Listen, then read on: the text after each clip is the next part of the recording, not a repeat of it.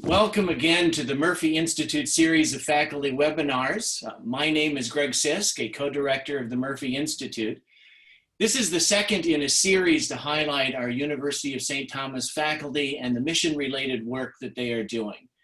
In addition to more formal conferences, this faculty series will continue throughout the coming academic year with diverse members of our university faculty addressing such issues as the meaning of work, religious liberty, the history of racism in the United States, racial equity, and police brutality.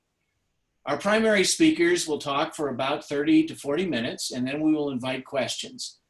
The question and answer link on your Zoom page is the way to send questions to me as the host, and then I will choose as many of the most common questions as possible before we conclude in about an hour. Today's speaker is Robert Kennedy, who is professor and former chair of the Department of Catholic Studies at the University of St. Thomas, and is also the immediately outgoing co-director of the Murphy Institute. Professor Kennedy is the author of a number of essays, book reviews, and articles on a variety of topics, including professionalism, business ethics, ethical investment, and issues related to culture, public life, and the Catholic social tradition. He is a named contributor to A Reflection on the Vocation of the Business Leader, a document published in 2012 by the Pontifical Council on Justice and Peace. His book, The Good That Business Does, was published by the Acton Institute in 2006 and translated into Italian in 2014. His most recent book, Justice and Taxation, was just published in 2018. And that is today's topic. Professor Kennedy, welcome.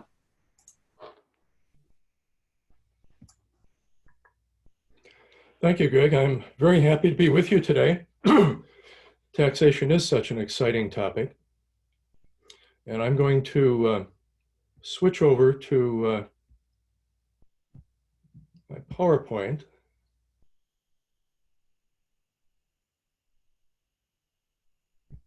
Which I hope I've done successfully. Can we see the PowerPoint? Looks good. Good. Well, let me begin by saying that I'm happy to be with you and happy to be able to chat with you about this subject.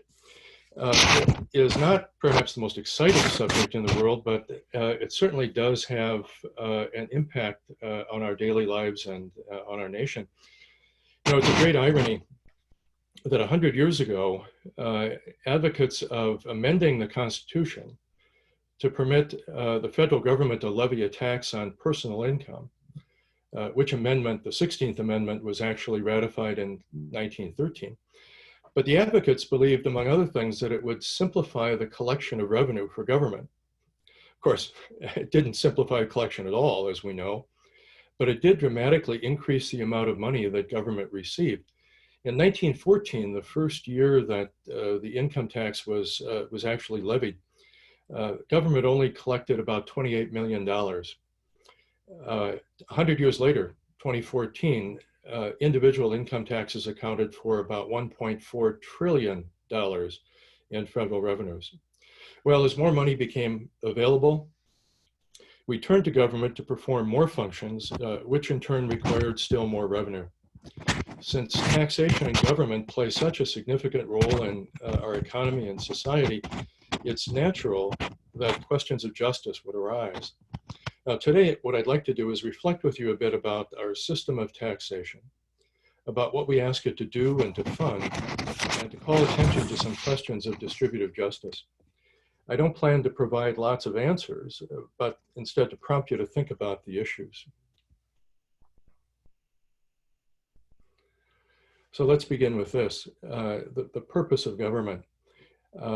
I think this is probably self-evident, but I just want to remind you that the general purpose of government is to establish and secure the common good of civil society. Government is an organ of society. In other words, government is not the whole of society, it's a functional part of society along with other functional parts, families, voluntary associations of all sorts.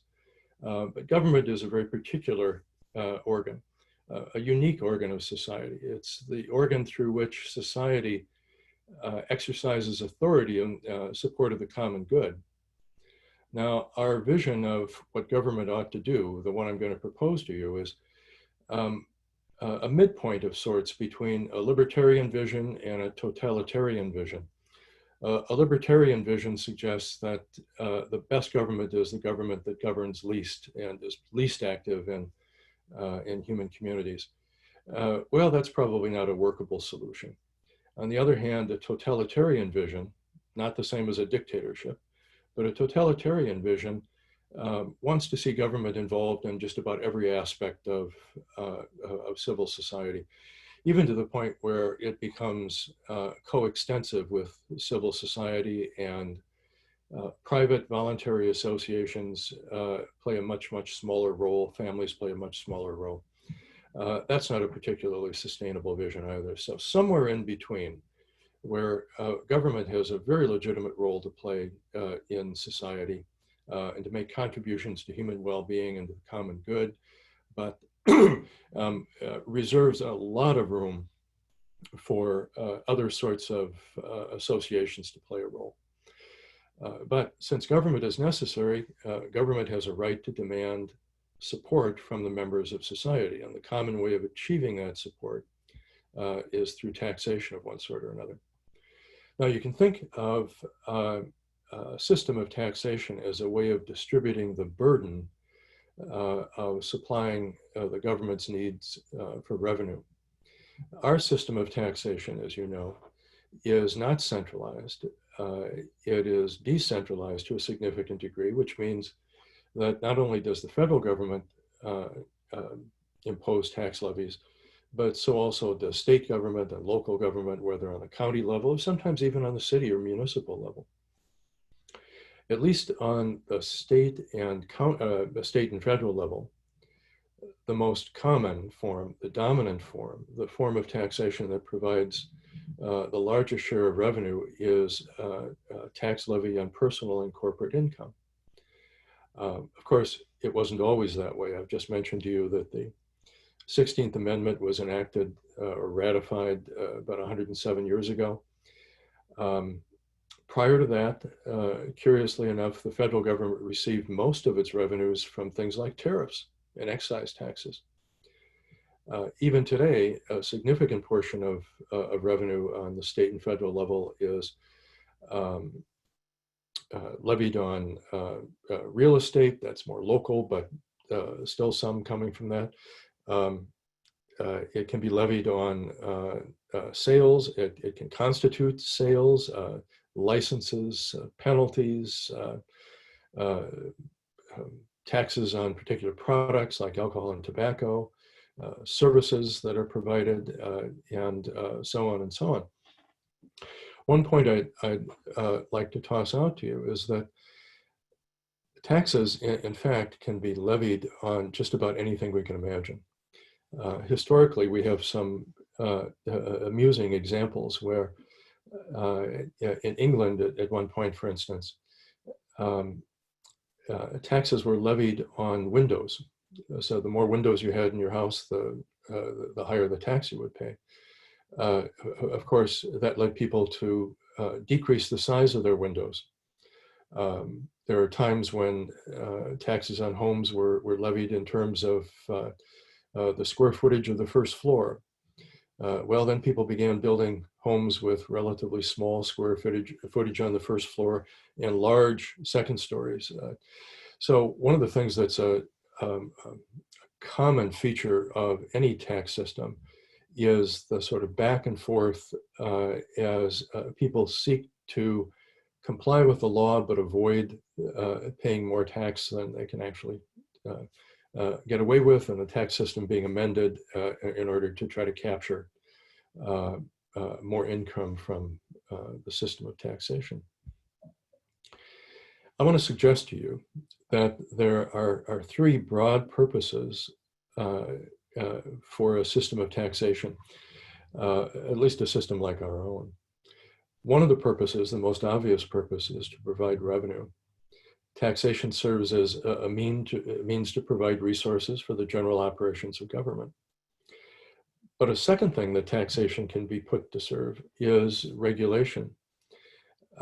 It's intended to influence otherwise lawful private behaviors, or to collect revenue that can be used to offset public expenses incurred by these behaviors. So let me give you some examples of that. If we wish to discourage some kinds of behaviors, let's say smoking, we impose taxes on tobacco products in an effort to get people to use them less frequently. That's pretty obvious, and we're all familiar with that. We do similar things with alcohol and some other products. Sometimes we call these sin taxes, but we might do something else. We might, for example, offer tax incentives for people to purchase things. We might look at an industry that's perhaps in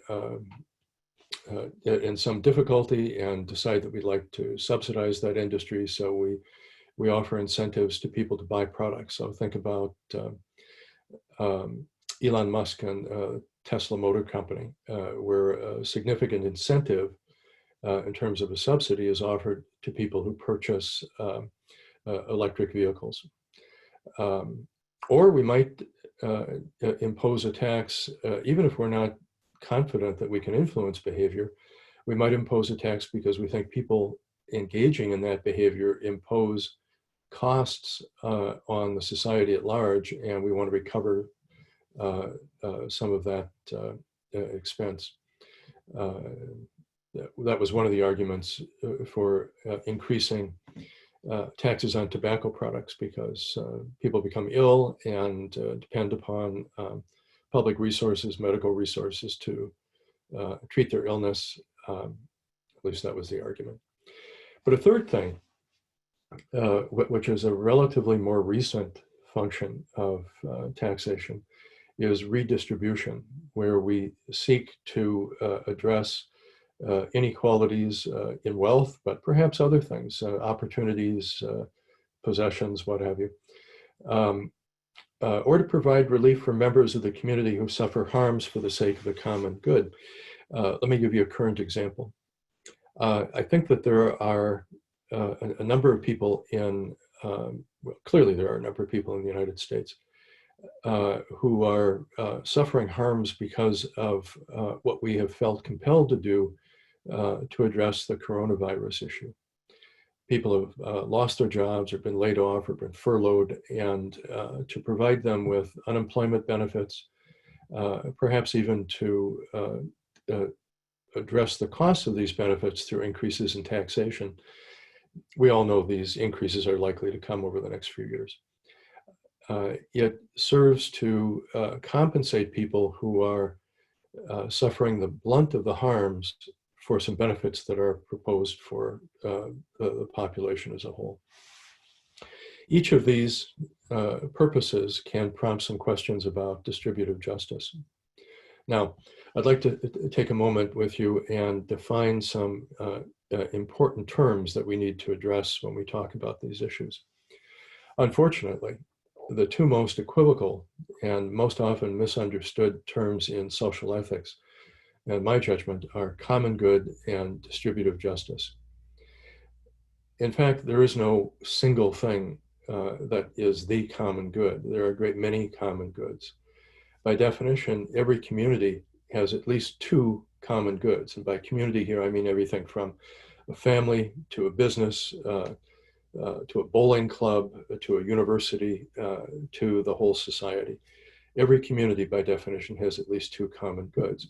One of them is instrumental, which is the set of conditions we needed to have in place in order for the community to function properly. And the second, and there may be several of these, is final. And by that we mean it's a goal, it's an end toward which the community operates. The final good, the final common good, is the goal that unites the activities of the community, that orders the activities in pursuit of that good. And the achievement of that good makes it possible for the members of the community to enjoy the benefits of achieving that. Now, typically though, when we speak about the common good, we really mean to speak about the instrumental common good of civil society. In the Catholic social tradition, the classic definition of that instrumental good is this. It's the sum total of those conditions of social living whereby men are enabled more fully and more readily to achieve their own perfection. That comes to us from an encyclical in 1961, Mater Magistra, and it was taken up and reproduced in the Second Vatican Council in one of its principal documents in 1965.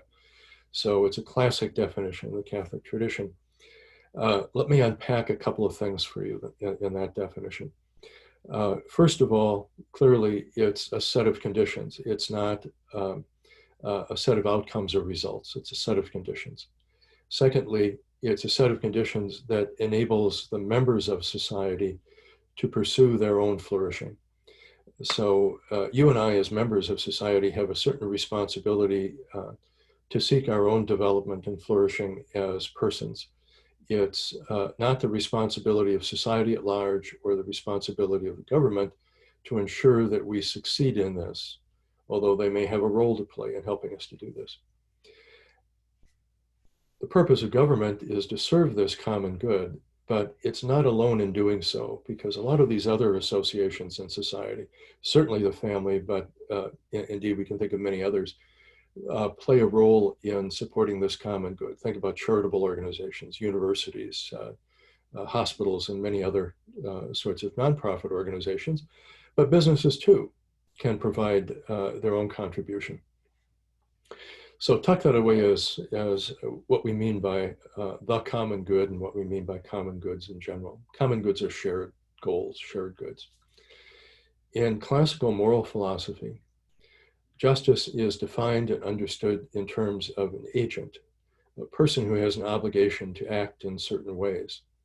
The classic definition that comes to us from a 3rd century Roman legal scholar is that justice is a habit whereby a person renders to each one his due with constant and perpetual will.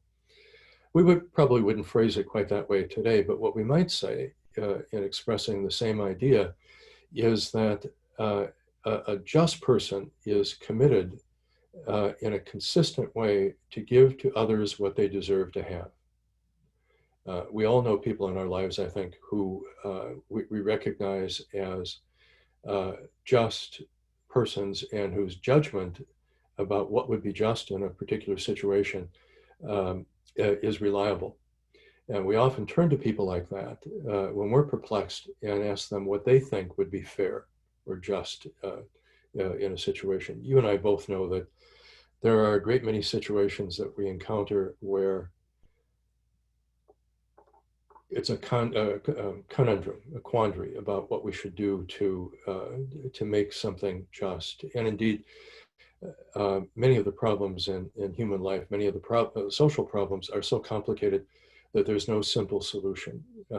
We have to adopt something that people are willing to live with, even if it's not optimum. And it's often there that we turn to a just person to help us sort that out. Pope Benedict XVI, some years ago, made a comment about justice that I think is worth remembering because it highlights something else that we need to keep in mind. He said, "In justice, I give to another what is his. In charity, I give to another what is mine." I mention that because I want to emphasize that the solutions to problems in society are not always solutions of justice. Sometimes they're solutions of charity or beneficence or generosity, where justice doesn't really lead us to a satisfactory solution. Now, we often use the term just or unjust to describe a situation, but what I want to emphasize with you is that when we do this, by implication, a situation is just or unjust because of what someone did. It's not just or unjust for reasons that have nothing to do with anyone's acting. Now, yesterday, as I understand it, I saw a little news report this morning. A couple of tornadoes touched down in rural Minnesota, and some homes were destroyed. I think I read a couple of people were killed. That's tragic. That's horrible, but it's very unlikely that anyone would call that unjust. because no one is responsible for those tornadoes. They're acts of nature.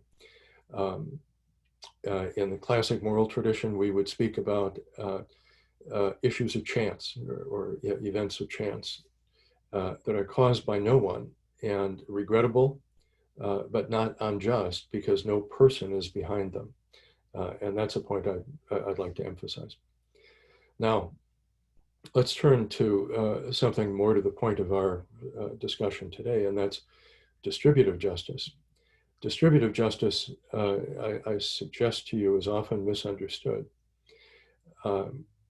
Properly speaking, strictly speaking, distributive justice concerns a proportionate distribution of benefits and burdens by an authority in a community out of what belongs to the community. Let me offer you a couple of examples. Suppose as we get closer to resolving the problem about the coronavirus, a vaccine is developed. Almost certainly, if the vaccine is developed and found to be safe and effective, it's not immediately going to be available in quantities large enough to distribute to everyone in the society. So what we're likely to have to do is ration the distribution of the vaccine at first. Now, this would be an issue of distributive justice. So an authority acting on behalf of the society, the community, needs to determine who ought to get the limited supply. Now, perhaps we would give it to healthcare workers who are most likely to contract the disease, or perhaps we'd give it to the elderly or others who have health conditions that would make them particularly vulnerable to the disease. The rule in distributive justice is that we make the distribution in this way, that to the extent that people are alike in a relevant factor, they have to be treated alike. To the extent that they're different, they may be treated differently. So healthcare workers are in a different situation from most of us. We can treat them differently as far as the distribution of the vaccine is concerned. The elderly, people with comorbidities, are in a different situation from the rest of the population. They could be treated differently. We violate distributive justice when we ignore that rule, when we fail to treat people who are alike in the relevant respect, if we fail to treat them in the same way, or if we come up with irrelevant rules for distributing what we have to distribute. If we said the people who are willing to pay the most for the vaccine get it first, or the people who are members of the party that controls the White House get it first, or something of that sort, that would be a terrible injustice. But in the closing decades of the 19th century, a different definition of distributive justice was proposed. That definition looked at not the distribution out of a common stock or the distribution of what people, what the community owned, but it looked at the situation of society in general and in separation from anyone's particular action. So, for example, if some people had more money than others, objectively, the argument was that is a violation of distributive justice.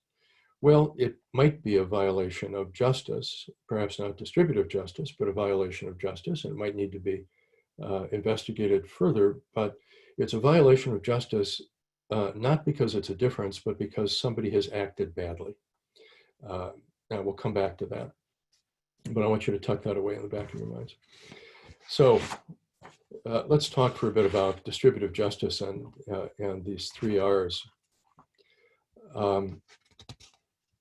We have some issues or problems we can define in connection with the purpose of revenue, of acquiring revenue for government. There's a problem with progressive taxation. By progressive taxation, we mean tax levies that are proportioned to the ability of the taxpayer to pay. We think about this in terms of the ability of persons with lower income or smaller resources. Of course, taxes are not always levied on income. But really, there are two tails of progressivity, and we employ both tails in our income tax system. One tail reduces the tax obligation or the rate of the tax obligation to those with lower income, perhaps even eliminating their obligation altogether. In point of fact, in recent years in the United States, something close to 48 or 49% of federal personal income tax filers in the end had no tax obligation. The short way of saying that is they didn't owe any federal income tax. So the burden of paying federal income tax fell on the remaining 51 or 52% of the population. But the second tail of progressivity, and it raises a question about distributive justice. Most people, by the way, are favorably disposed to reducing tax burdens on persons with lower incomes or special circumstances. The second tail of progressivity, though, is to increase the tax burden on persons with higher incomes. Proposals about the flat tax are really intended to eliminate this second tail of progressivity. To say, for example, that everyone will have an obligation to pay 19% of taxable income to the federal government, but we will exempt the first 50,000 or 75,000 or pick a number, whatever you choose, of personal income so as to reduce the obligation for those with lower levels of income. But once you're above that threshold, $75,000 in taxable income, let's say, the rate of tax that you pay is exactly the same, whether you make $150,000 or $15 million. So we would eliminate the two tails of progressivity. And I submit to you that we can at least raise a question about the justice of imposing a larger burden on those with a higher income. Another question, a related question to this, has to do with citizenship. The classic definition of a citizen is one who shares in the governance of the community, shares in the administration of justice, and in the defense of the community. If a significant proportion of people who are by law citizens have no responsibility, in fact, to support the government, their participation in the governance of the community is limited. Now, they may be pleased that they don't have that obligation, but it creates another problem. And that problem is one that was even recognized by the ancient Greeks. A majority of citizens in a community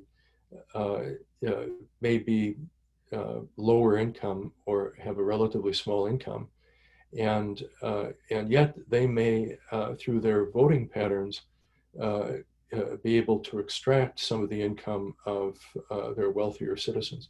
There are questions of justice that can be raised there. We also deal with questions about regressive taxation. A number of the taxes in our system, the sales tax being the most obvious, but in Europe, value-added taxes, for example, are the same for anyone. If you're buying a book or a computer or most of the things we buy in Minnesota, although we tend to exempt groceries and clothes and some things like that, many states don't. Whether you have a very small income or even no income at all, you pay a sales tax. And you may, in certain circumstances, be able to get a refund or a partial refund on that sales tax. But we typically call that tax regressive because proportionately it falls more heavily on people with smaller resources and smaller income. Another way in which taxes can be regressive is taxes on real property. You're taxed on the value of your home, your farm, your real estate, not on your ability to pay. So it's not unusual for us, for instance, to see retired people who are unable to stay in their homes because they feel that the real estate taxes have risen to the point where they can no longer afford to pay them on a fixed income. So they have they have something of value, but the value isn't immediately liquid for them. We also see situations from time to time where families may need to sell a farm or a business or something like that because of inheritance taxes. They own something of value, but the only way to liquidate that value is to sell it and lose it. We can ask questions about the fairness of that sort of thing. Let me suggest you under this last bullet point, decisions about what to tax. I don't think there's anything that in principle it would be unjust to tax. We can tax almost anything. It's a matter of the tax rates and who's obligated to pay the tax and whether this is the most effective and efficient way to collect the tax. In the history of taxation, it's remarkable how many things have been taxed, and we've learned over time that taxing a great many things is just not very efficient or effective, and it's difficult to enforce, and so on and so on. But in principle, if it's the decision of the community to tax alcohol or tobacco or tickets to sporting events or something like that in order to fund other projects, in principle, there's nothing morally wrong with that, in my judgment. Regulation. And bear with me, we're getting near the end. Some problems in the context of regulation. Sometimes we levy taxes on legal but disfavored activities.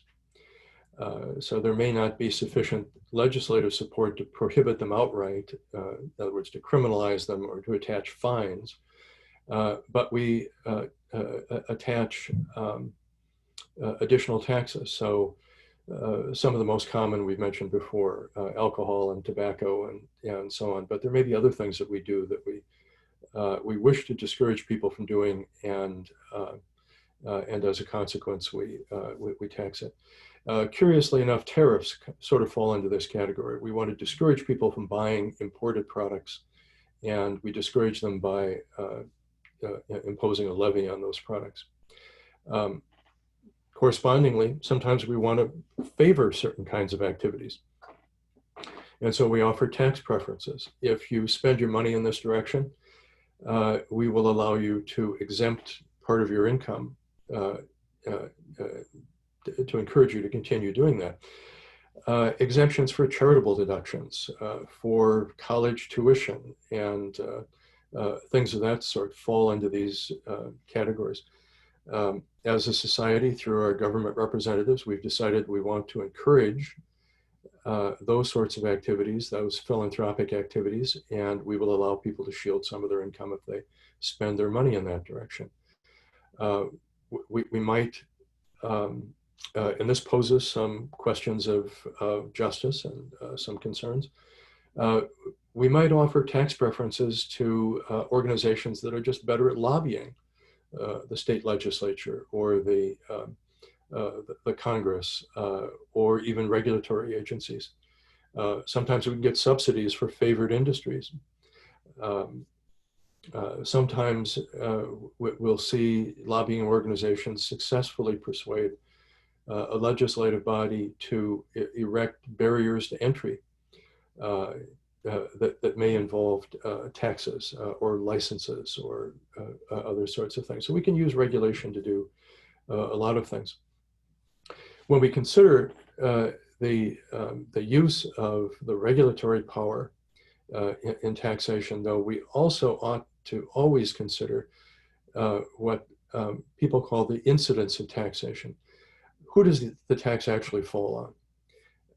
If we tax products, let's say alcohol and tobacco, but the tax isn't really paid by the producer, the distiller, or the producer of tobacco, or the seller. It's paid by the consumer. And we ought at least to keep in mind where the incidence falls, because it's not always where we would prefer it to fall.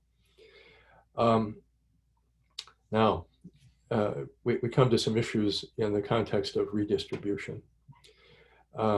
Redistribution typically involves a coercive taking in the language of the law.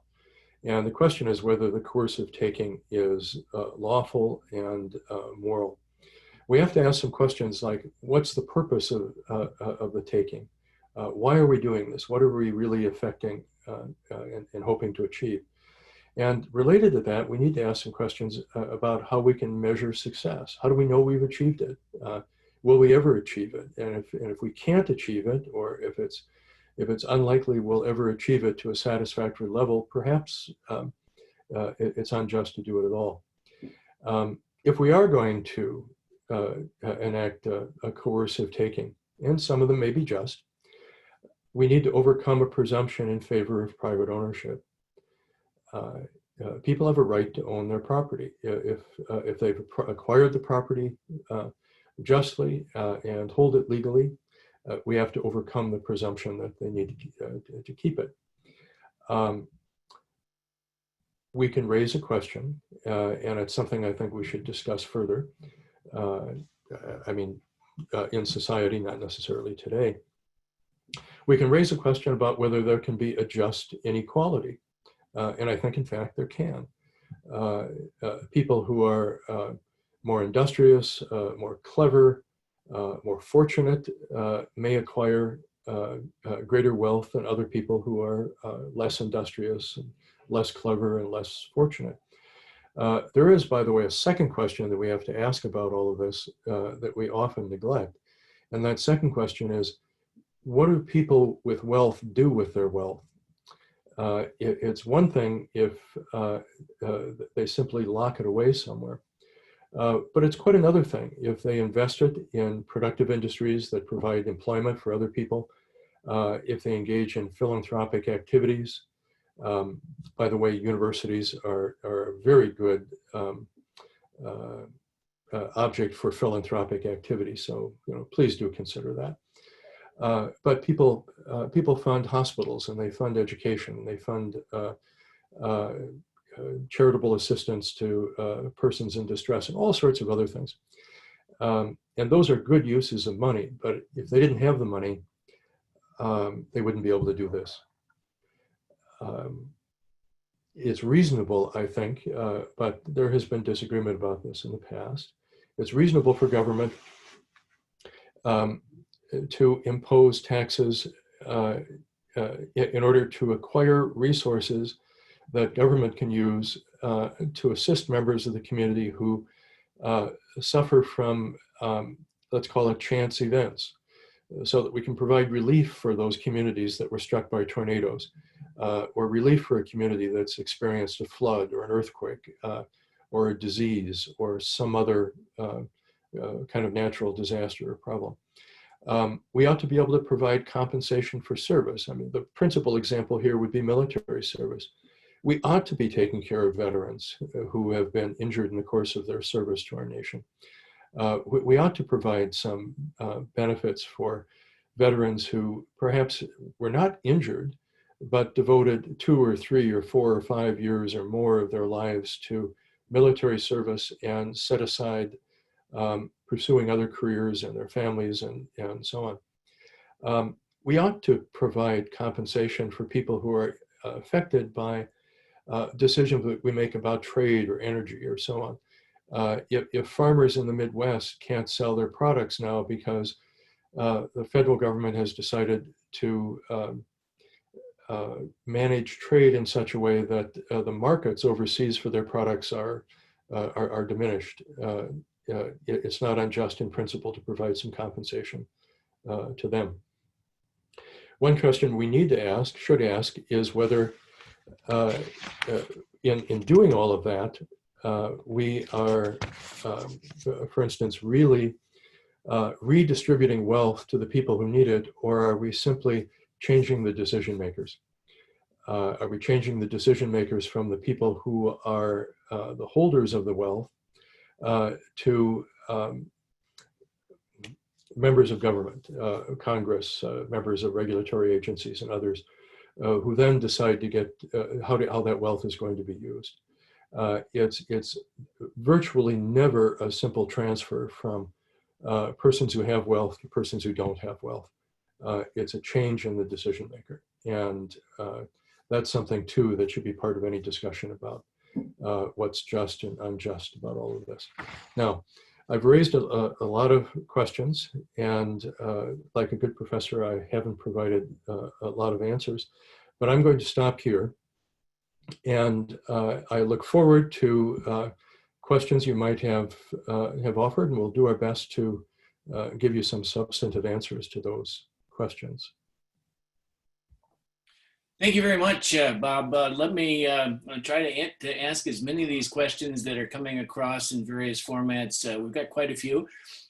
Let me start with a question about a form of redistribution that some argue is rather regressive, and that is the payroll tax to support Social Security benefits. Some have argued that that is an incredible redistribution from the younger and the poorer to the older and the wealthier, because contrary to public perception, the amount that you pay into Social Security over the years is not the equivalent of a 401k, and most people receiving Social Security are receiving much more than they paid in. So those who are actually funding Social Security benefits for the retired tend to be those who are working, who tend to be younger and less wealthy. Is that regressive and redistributionist in the wrong direction? Well, that's a great question. From time to time in my classes, kind of tongue-in-cheek, I thank my students for paying into Social Security, and I encourage them to continue doing it. And I do this because I want them to know that it's appreciated, and no one else may tell them that they appreciate it, but I do. There are a couple of responses we can give. On the face of it, the answer to the two questions you pose, is it regressive and is it redistributionist, is yes, it is. The deeper question, though, is whether this is an unjust way of addressing a social objective, or whether it has become. Now, you and I both know that when Social Security was first introduced in the 1930s, first of all, it provided a much narrower array of benefits than it does now. And if memory serves, two things. One is that the average lifespan was 65 to 67 years. And if persons retired at 65, it was expected that they'd live for 2 or 3 more years, and so they wouldn't be collecting a huge amount of money. And beyond that, the estimate was there might be as many as 8 to 10 workers paying into Social Security as opposed to one recipient. Now, we're getting closer to a 2-to-1 ratio, and that changes things significantly. Plus, people are living, average lifespan is now 78 to 80 years, and so people are collecting Social Security benefits for a much longer period of time than we anticipated. I think we need to return to this and ask whether there would, first of all, be more efficient ways of providing retirement benefits. And I think we need to address what's now the evident injustice on younger people who have the burden of paying for retirement benefits to a great many elderly, many of whom are not nearly as destitute as the elderly were in the 1930s. There are other issues related to that too, but it's a great question. So, and more questions come in, so I'll try to ask as many as I can in the 15 minutes we have left.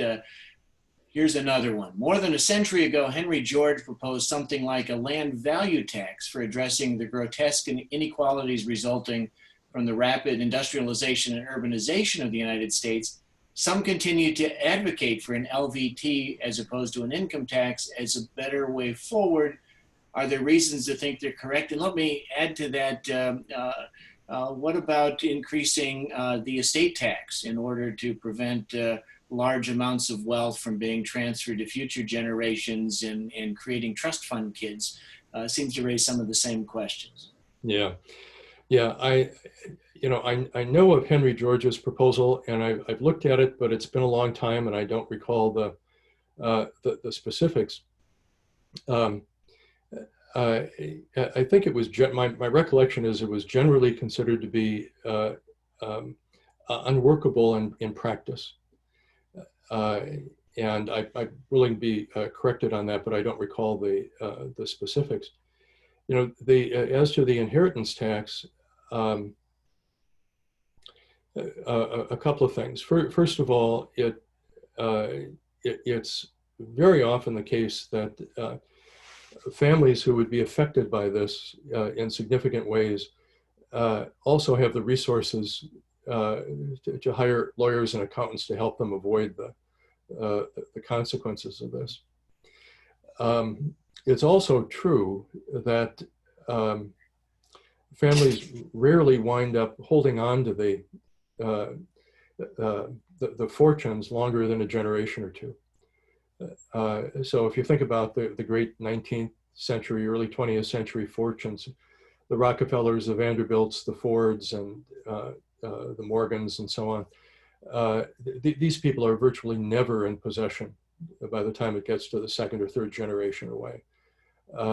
So if the objective is to prevent the consolidation of great wealth indefinitely into a small group of the population, it may serve that purpose, but it may not be as effective as some other factors in serving that purpose. And relatively few people are affected by that. I fear that if we expanded it, and Greg, you and I know as college professors, of course, we would be among the first affected if the inheritance taxes were expanded in breadth. He's being sarcastic. I'm being a little sarcastic. I think that I do fear that there are family businesses and family farms that what the family possesses may be an asset in the accounting sense. It generates an income and it has real value, but it's not a very liquid value. And effectively, we destroy the business, we destroy the farm if we insist on taxing it to the point where it has to be broken up. So I'm not in favor of that. Let me add one other thing, though. I think there are lots of things we can do in the context of taxation that seem to me to be unwise. But if in a democracy, the majority of people favor them, the representatives in Congress and the legislature favor them, and the people who are affected by them are willing, even if grudgingly, to accept them peacefully, then I think we've settled the issue of whether we ought to do it. Undesirable doesn't always mean unjust. And so let me ask a question about, you were talking about the difference between justice and charity. And one question says, how do we apply that to some of these taxation situations? Because many people might say what they have earned, what their income is their own. And so therefore any taxation is effectively enforced charity. So how do issues of the common good factor into making this distinction between justice and charity? Yeah, that's a great question. There are some serious scholars who argue that all taxation is theft. That the only kind of taxation, I'm going to take back a little bit of that just now. The only kind of taxation that might be justified is payments for services received. And then it's not really taxation, it's compensation. But that's an untenable position, and it has its basis in a very bizarre notion of society. We just happen to live in the same place, but we don't have any obligations to one another. But indeed, we do have obligations to one another. And one of our obligations is to contribute to the common good. Pope John Paul many years ago said, uh, people have a right to own private property. People have a right to private ownership, but all private property has attached to it a social mortgage. So there are claims on private property. Now, the question in taxation is whether the claims that we actuate are just claims. But I think a person who insists that what they've made is theirs, they get to keep it, they get to do whatever they want with it, is on very thin ground. Some of taxation may be used for what we would broadly consider charitable purposes. But I don't think it's unjust on that grounds at all. How does your definition of redistribution account for the systemic disadvantages of certain people? This is where inequity may exist legally, but not morally. And let me make that concrete with statistics that show that the average wealth of a white family is $171,000, while the average wealth of a Black family is 10 times smaller at $17,000. What does redistribution tell us about addressing those kinds of systemic inequalities? Well, that's a huge question, isn't it? What you've given us is a fact. It's a piece of information. But that piece of information doesn't tell us anything about what causes that, that disparity in wealth. And that would have to be investigated further. And I wouldn't be surprised to discover that there are some injustices that account for that disparity. I would find it difficult to believe that injustice accounts for the entirety of the disparity. It seems to me that one of the functions of government is to remedy injustices in pursuit of the common good and pursuit of peace in society. So a task for government is to determine just what injustices have led to this and how can those injustices be remedied. So I think there are two things here. One then is how do we deal with these injustices, and then how do we deal with the future? What can we do to overcome the problems that injustice has caused in the past? I don't know that anyone has a simple elevator speech solution to that set of issues.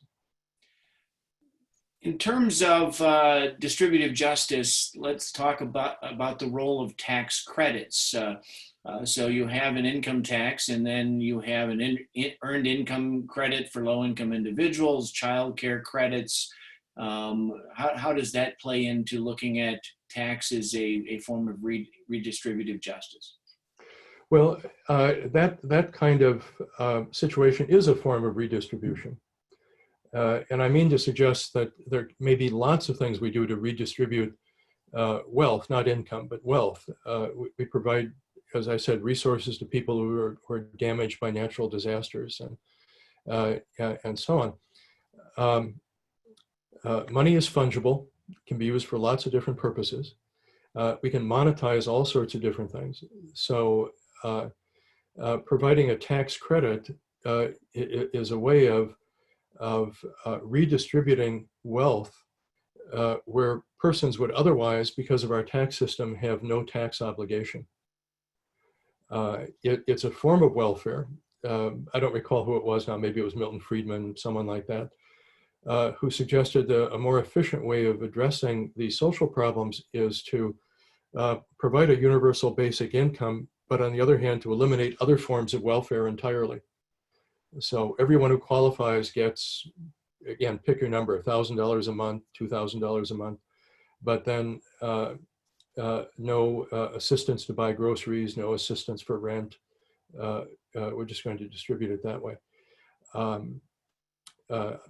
In principle, I don't see anything unjust about that. The devil's often in the details and definitions, but I don't see that we have a principled reason for rejecting that kind of possibility. Well, as it happens, the next question was about a universal basic income. So we've addressed that. One question asks, in terms of charitable activities, it's certainly true that those who are wealthy do a lot of good through charitable contributions, and redistributive taxes may limit the resources that they have for doing so. But isn't it also true that poorer people would also do more good if they had those resources? And so why should society value the good that rich people prefer to do over the good that poorer people would choose to do? Well, that's a very interesting question. I appreciate whoever posed that. My own inclination is to say that in many instances, I would prefer to see money in the hands of private citizens than in the hands of government bureaucrats. We're really talking about who gets to make the decision about how the money is spent. And I am inclined to think that it would be better to ensure that persons of low income have more adequate resources that they can spend at their discretion. But then they also have to take responsibility for how they spend that money. There's another thing that goes along with this. An ancient Christian writer was asked whether wealthy people who became Christian had a duty to give all their money away. And he said, no, he didn't think they did. They have a duty to use it well. But he said, if they give all their money away, they lose something that's very important, and that's the opportunity to give something to others. And one of the many terrible things about being poor is that you simply don't have resources to use to help others, to help other members of your family, members of your community, and so on. And I think it's part of living a good life to be able to use your resources to address the needs of others. So I would be in favor of finding ways to increase the wealth of those who have less. What is your opinion on John Rawls's theory of justice? Rawls argues that people would naturally insure against the vagaries of life, but are discouraged from acting on that impulse by their own self-interest. So the chances that determine ownership should not be the paramount value. Well, we have plenty of time left to address that question. I'm not a fan of Rawls' theory of justice. I think it has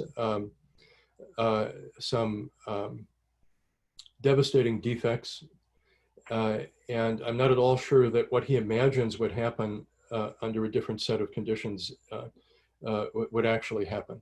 So in a very short period of time, I'm not sure how much more I could say than that.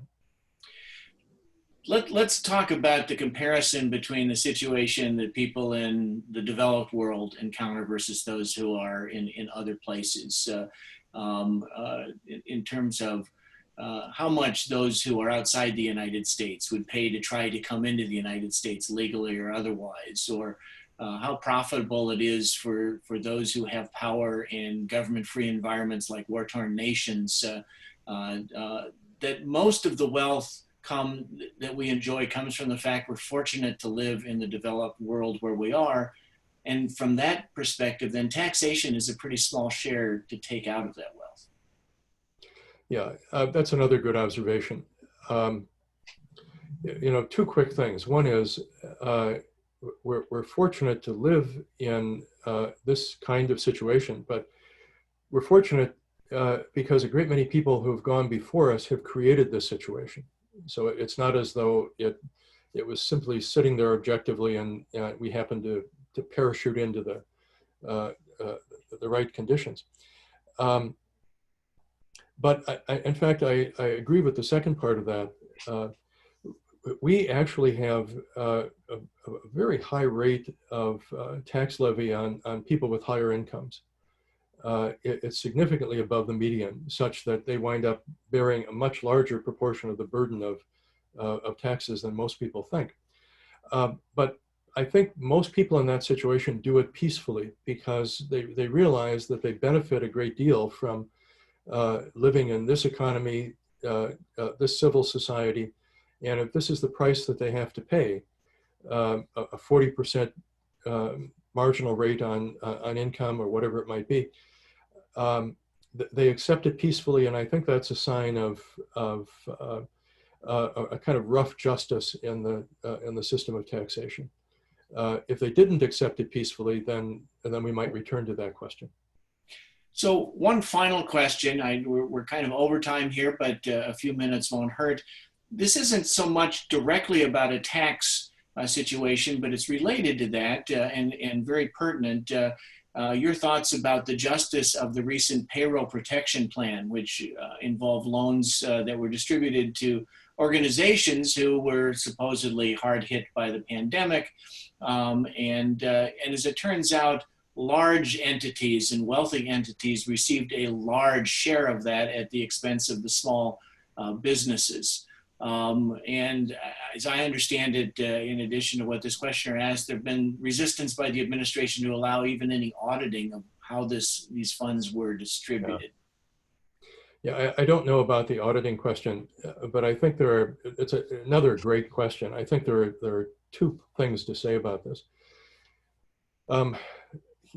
First of all, and this is an observation, not a criticism, government programs almost by necessity are blunt tools, especially when we're dealing with large volumes of people affected.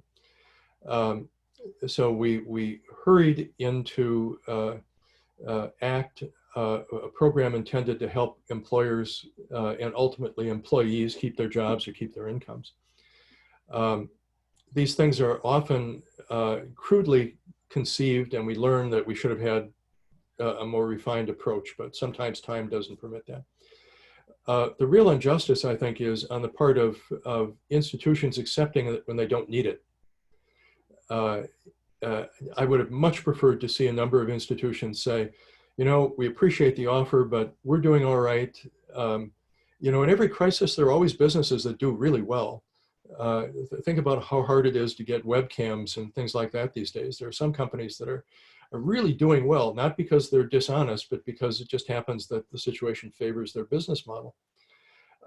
Some of them probably did, and many of them should have said, thanks, but we don't need it. Harvard was embarrassed into returning, I don't know, $100,000, $1 million, whatever the sum was. It pales in the shadow of their $40 billion endowment, but they should have known better. And I think that I don't know what we accomplish with an audit, especially if companies comply with a poorly written law. But if there are companies who got things illegally, they ought to be prosecuted. I just think that's very straightforward. But we ought to be reminded of a lesson we seem to have to learn again and again, and that is that these large-scale programs are often inefficient, and they may help some of the people they're meant to help, but they also often provide benefits to people who don't need them at the expense of everyone.